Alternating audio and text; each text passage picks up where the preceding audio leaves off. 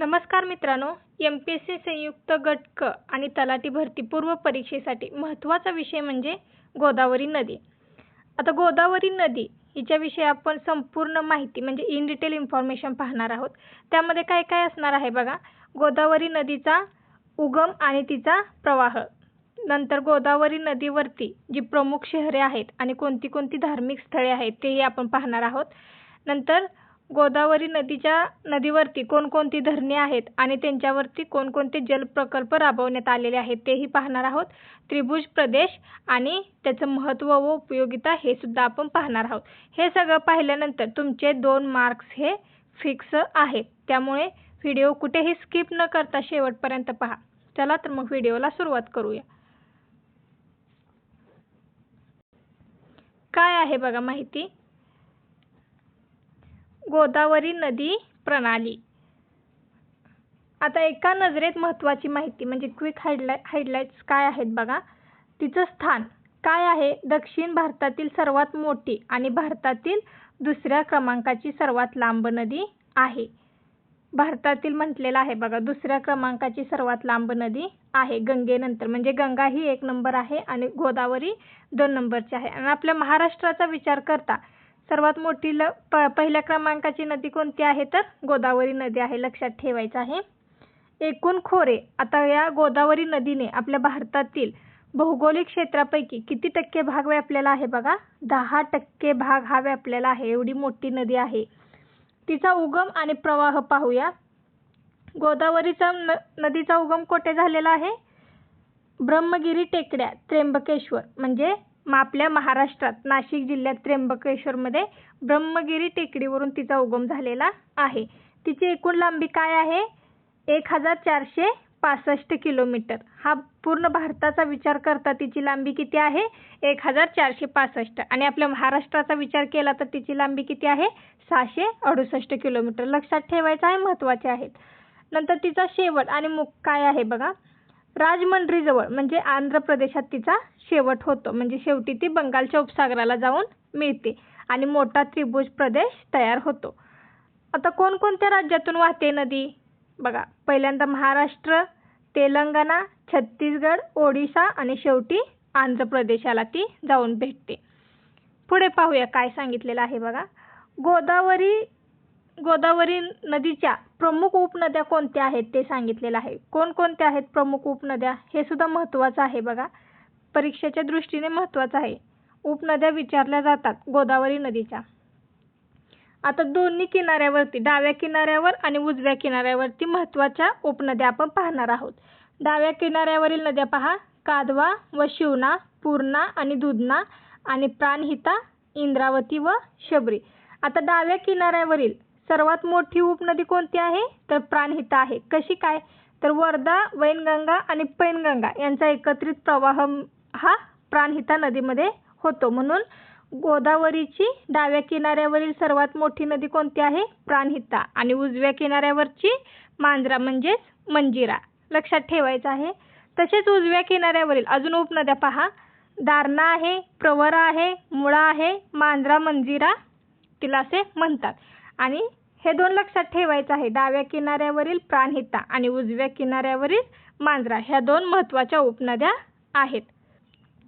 आता पुढे पाहूया गोदावरी नदीची प्रमुख धरणे आणि त्या धरणांवरती कोणकोणते प्रकल्प राबवण्यात आलेले आहेत तेही आपण पाहूया. बघा पहिलं धरण कोणतं आहे गंगापूर धरण. हे कोठे आहे तर नाशिकमध्ये आहे. आता याच्यावरती कोणता जलप्रकल्प आहे तर भारतातील पहिले मातीचे धरण म्हणून याला ओळखले जाते. महत्त्वाचं आहे बघा. परीक्षेच्या दृष्टीने असं सुद्धा विचारला जाऊ शकतो प्रश्न. भारतातील पहिले मातीचे धरण कोणते तर कोणतं आहे गंगापूर धरण. ते कोठे आहे नाशिकमध्ये आहे. दुसरं धरण पहा जायकवाडी धरण. हे कोठे आहे पैठण छत्रपती संभाजीनगरमध्ये आहे. ह्यालाच काय म्हणतात नाथसागर असेही म्हणतात. जायकवाडी धरणाला काय म्हणतात नाथसागर असेही म्हणतात. पुढे पहा विष्णुपुरी प्रकल्प किंवा विष्णुपुरी धरण. हे कोठे आहे नांदेडमध्ये आहे. आता त्याचा उपयोग किंवा त्याच्यावरती कोणता प्रकल्प राबवण्यात आलेला आहे तर आशियातील सर्वात मोठा उपसा सिंचन प्रकल्प म्हणून विष्णुपुरी प्रकल्पला ओळखले जाते. पुढचं धरण पहा श्रीरामसागर धरण. हे कोठे आहे तर तेलंगणामध्ये आहे. पुढचं धरण कालेश्वरम प्रकल्प किंवा कालेश्वरम धरण हे कोठे आहे? तेलंगणामध्ये आहे. आणि जगातील सर्वात मोठा मल्टी स्टेज लिफ्ट इरिगेशन प्रकल्प हा कालेश्वरममध्ये आहे. नंतर पोलावरम प्रकल्प हा कोठे आहे? तर आंध्र प्रदेशमध्ये आहे. पुढे पाहूया काय आहे बघा. आता लक्षात कसं ठेवायचं बघा. गोदावरी नदीची प्रमुख नावे किंवा तिची टोपण नावे काय काय आहेत बघा. गोदावरी नदीला आपल्या महाराष्ट्रात काय म्हणतात? गोदावरी म्हणतात. तेलंगणात काय म्हणतात? गोदामी म्हणतात. आणि आंध्र प्रदेशमध्ये तिला गोदावरी नदी म्हणतात. तर ओडिशात काय म्हणतात? वृद्धगंगा असे म्हणतात.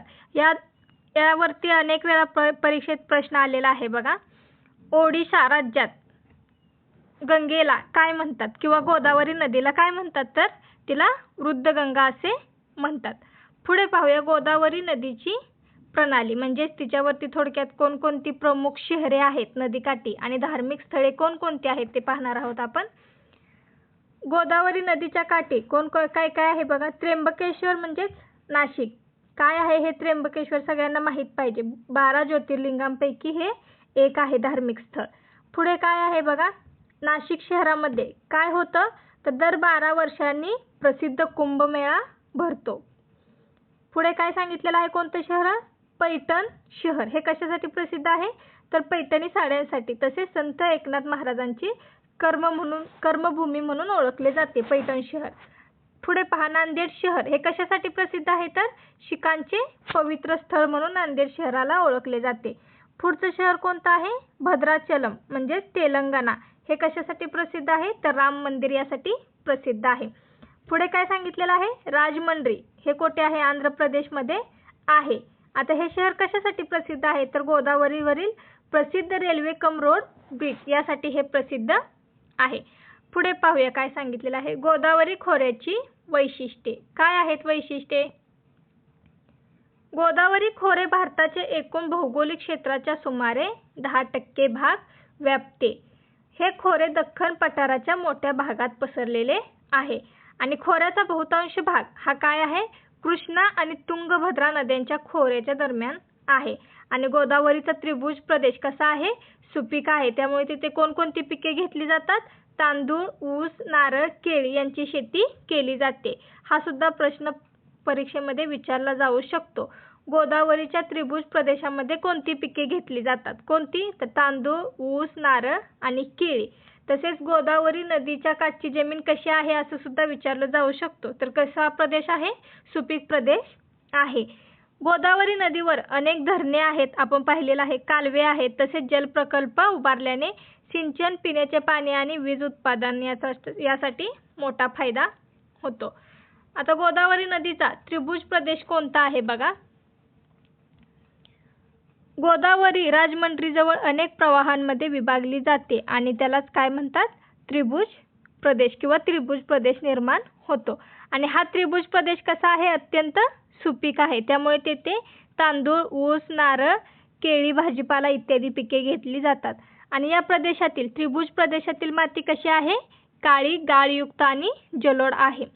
बंगालच्या उपसागराला मिळणारा हा डेल्टा आंध्र प्रदेशातील महत्त्वाचा भूभाग आहे. आता आंध्र प्रदेशातील महत्त्वाचा भूभाग काय आहे? तर ह्या बंगालच्या उपसागराला येऊन गोदावरी नदी मिळते आणि त्यालाच काय म्हणतात? त्रिभुज प्रदेश म्हणजे डेल्टा प्रदेश असे म्हणतो. पुढे पाहूया काय सांगितलेलं आहे. गोदावरी नदीचे महत्त्व आणि तिचा उपयोग काय आहे पहा. कशासाठी होतो तिचा उपयोग? तर सिंचन. लाखो हेक्टर क्षेत्राला सिंचन सुविधा उपलब्ध कशामुळे होते? तर गोदावरी नदीवरील धरणांमुळे होते. तसेच पिण्याच्या पाण्यासाठी सुद्धा गोदावरी नदीचा उपयोग होतो. वीज उत्पादनासाठी होतो. औद्योगिक विकासासाठी सुद्धा होतो. परत वाहतुकीसाठी सुद्धा तिचा उपयोग महत्त्वाचा आहे. तसेच पर्यटन आणि धार्मिक महत्त्व यासाठी सुद्धा गोदावरी नदी प्रसिद्ध आहे. आता काय लक्षात ठेवायचं आहे बघा सर्वांनी. गोदावरी ही दक्षिण भारताची जीवनरेखा आहे. सर्वात महत्त्वाचं आहे दक्षिण भारताची जीवनरेखा आहे. का म्हणतात तिला जीवनरेखा? तर गोदावरी नदीचे पाणी शेतीसाठी पाणी तसेच वीज उत्पादन, उद्योग, पर्यटन आणि संस्कृती यांचा खरा आधार म्हणजे गोदावरी नदी आहे. आता यावरती आपण महत्त्वाचे प्रश्न पाहूया जे परीक्षेच्या दृष्टीने महत्त्वाचे आहेत आणि हे प्रश्न याचा अभ्यास केल्यानंतर तुमचे 2 मार्क हे फिक्स आहेत. त्याच्यामुळे व्यवस्थित तयारी करा प्रश्नांची. चला तर मग प्रश्न पाहूया काय आहेत. सर्वांनी उत्तर कमेंट करायचे आहेत. व्हिडिओला लाईक करायचं आहे, मित्रांना शेअर करा आणि आपल्या चॅनलला सबस्क्राईब करा. काय आहे पाहूया. प्रश्न पहिला काय आहे बघा. भारतातील पहिले मातीचे धरण म्हणून कोणते धरण ओळखले जाते जे गोदावरी नदीवरती आहे. बघा आपण पाहिलेलं आहे वरती. भारतातील पहिले मातीचे धरण कोणते आहे जे गोदावरी नदीवरती आहे. कोणतं आहे? सर्वांनी उत्तर सांगायचं आहे. काय असणार आहे याचं उत्तर? गंगापूर धरण. ऑप्शन सी याचं बरोबर उत्तर आहे. पुढचा प्रश्न पाहूया. प्राणहिता ही उपनदी खालीलपैकी कोणत्या नद्यांचा एकत्रित प्रवाह आहे? प्राणहिता बघा उजव्या किनाऱ्यावरील आणि डाव्या किनाऱ्यावरील कोणती नदी आहे ही प्राणहिता? कोणत्या किनाऱ्यावरील आहे, डावी की उजवी? सर्वांनी उत्तर कमेंट करायचं आहे. कोणत्या नद्यांचा एकत्रित प्रवाह आहे? तर वर्धा, वैनगंगा आणि पैनगंगा या 3 नद्या मिळून प्राणहिता नदी ही गोदावरी नदीची सर्वात मोठी उपनदी आहे. ऑप्शन ए याचं बरोबर उत्तर आहे. आशियातील सर्वात मोठा उपसा सिंचन प्रकल्प कोणता आहे? आशियातील सर्वात मोठा उपसा सिंचन प्रकल्प कोणता आहे? कालेश्वरम प्रकल्प, विष्णुपुरी प्रकल्प, पोलावरम प्रकल्प की जायकवाडी धरण? बरोबर उत्तर काय आहे? ऑप्शन बी विष्णुपुरी प्रकल्प. पुढचा बघा प्रश्न काय विचारलेला आहे. जगातील सर्वात मोठा मल्टी स्टेज उपसा सिंचन प्रकल्प कोणता आहे? जगातील म्हटलेला आहे बघा सर्वात मोठा मल्टी स्टेज उपसा सिंचन प्रकल्प कोणता आहे? ऑप्शन सी कालेश्वरम हा काय आहे? जगातील सर्वात मोठा मल्टी स्टेज उपसा सिंचन प्रकल्प. जायकवाडी धरणाच्या जलाशयाला कोणत्या नावाने ओळखले जाते? जायकवाडी धरणाच्या जलाशयाला कोणत्या नावाने ओळखले जाते? सर्वांनी उत्तर द्यायची आहेत. आपण वरती डिस्कशन केलेलं आहे त्याच्यामुळे सर्वांना उत्तर यायला पाहिजे. कोणतं आहे? तर नाथसागर या नावाने ओळखले जाते. कोणाला ओळखले जाते? तर जायकवाडी धरणाच्या जलाशयाला नाथसागर या नावाने ओळखले जाते. गोदावरी नदीला ओडिशा राज्यात कोणत्या नावाने ओळखले जाते? कोणत्या नावाने ओळखले जाते? ओडिशा राज्यात. हे सुद्धा महत्त्वाचं आहे. कोणत्या राज्यात तिला कोणत्या नावाने ओळखले जाते? गोदावरी आपल्या महाराष्ट्रात ओळखले जाते. गोदमी कोठे ओळखलं जातं? कोणत्या नावाने कोणत्या राज्यात ओळखलं जाते गोदमी या नावाने गोदावरीला? सर्वांनी सांगायचं आहे. करेक्ट उत्तर काय आहे? गोदावरी नदीला ओडिशा राज्यात वृद्धगंगा म्हणून ओळखले जाते. या नावाने ओळखले जाते वृद्धगंगा. लक्षात ठेवायचं आहे सर्वांनी. तेलंगणा राज्यातील प्रसिद्ध राम मंदिर गोदावरी काठावरील कोणत्या शहरात आहे? तेलंगणा राज्यातील प्रसिद्ध राम मंदिर गोदावरी काठावरील कोणत्या शहरात आहे? कोणत्या शहरात आहे? बरोबर उत्तर काय आहे विद्यार्थी मित्रांनो? ऑप्शन सी भद्राचलम या शहरात आहे. गोदावरी नदीच्या त्रिभुज प्रदेशात कोणत्या पिकांचे प्रामुख्याने उत्पादन घेतले जाते? बघा महत्त्वाचा प्रश्न आहे. गोदावरी नदीच्या जो त्रिभुज प्रदेश तयार होतो त्यामध्ये कोणत्या पिकांचे उत्पादन घेतलं जातं? तर बरोबर उत्तर काय आहे विद्यार्थ्यांनो? तांदूळ, ऊस आणि नारळ यांचं उत्पादन घेतलं जातं. केळी पण आहे बघा इथे. गोदावरी नदीच्या त्रिभुज प्रदेशात कोणत्या प्रकारची माती आढळते? कोणत्या प्रकारची माती आढळते त्रिभुज प्रदेशात? तर काळी, गाळयुक्त आणि जलोढ माती आढळते. ऑप्शन बी बरोबर उत्तर आहे. पैठणी साडीसाठी प्रसिद्ध असलेले ठिकाण कोणत्या नदीच्या काठावर वसलेले आहे? पैठणी साडीसाठी प्रसिद्ध असलेलं ठिकाण कोणत्या नदीच्या काठावरती वसलेलं आहे? गोदावरी नदीच्या काठावरती वसलेलं आहे. गोदावरी नदीची महाराष्ट्रातील एकूण लांबी किती किलोमीटर आहे? महत्त्वाचा प्रश्न आहे बघा. गोदावरी नदीची महाराष्ट्रातील एकूण लांबी किती किलोमीटर आहे? ऑप्शन बी 668 किलोमीटर आहे. आणि भारताचा विचार करता 1465 किलोमीटर आहे. गोदावरी नदीचे खोरे भारताच्या एकूण भौगोलिक क्षेत्राच्या किती टक्के भाग व्यापते? गोदावरी नदीचं खोरं जे आहे जे भारताचे एकूण भौगोलिक क्षेत्र आहे त्याचे किती टक्के भाग व्यापते? तर 10% भाग व्यापते. ऑप्शन सी याचं बरोबर उत्तर आहे. गोदावरीची उजव्या बाजूची सर्वात लांब उपनदी कोणती आहे? कोणती आहे? उजव्या बाजूची विचारलेला आहे. पाठीमागच्या प्रश्नात डाव्या बाजूची नदी दिलती. प्राणहिता नदी ही कोणती आहे? डाव्या बाजूची उपनदी आहे सर्वात मोठी. आणि उजव्या बाजूची कोणती आहे? तर मांजरा, मंजिरा. तिलाच मंजिरा असे म्हणतात. ऑप्शन सी याचं बरोबर उत्तर आहे. गोदावरी नदी राजमहेंद्रीजवळ कोणत्या उपसागराला जाऊन मिळते? गोदावरी नदी राजमहेंद्रीजवळ कोणत्या उपसागराला जाऊन मिळते?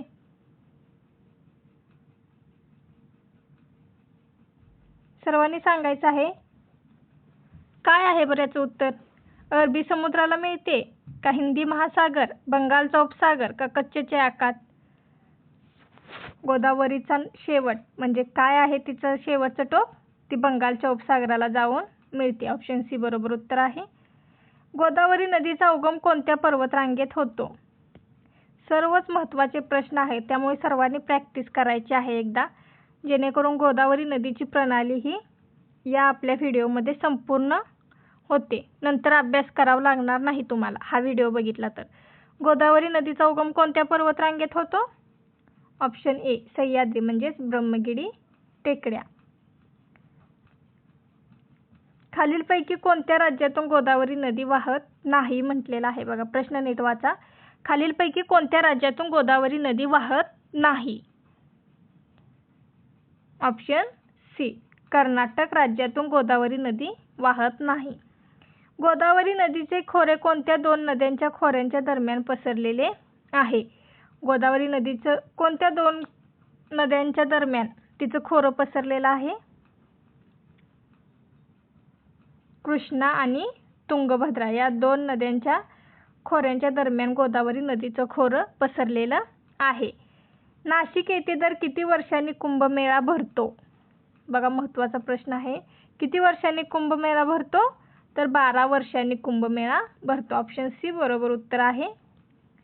दक्षिण भारतातील सर्वात मोठी आणि भारतातील दुसऱ्या क्रमांकाची सर्वात लांब नदी कोणती आहे?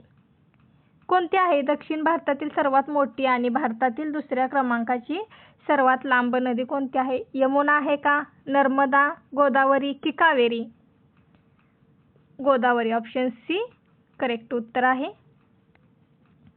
बघा व्हिडिओ आवडल्यास आपल्या व्हिडिओला लाईक करा, चॅनलला सबस्क्राईब करा आणि इतर विद्यार्थी मित्रांना तुम्ही शेअर करा. धन्यवाद.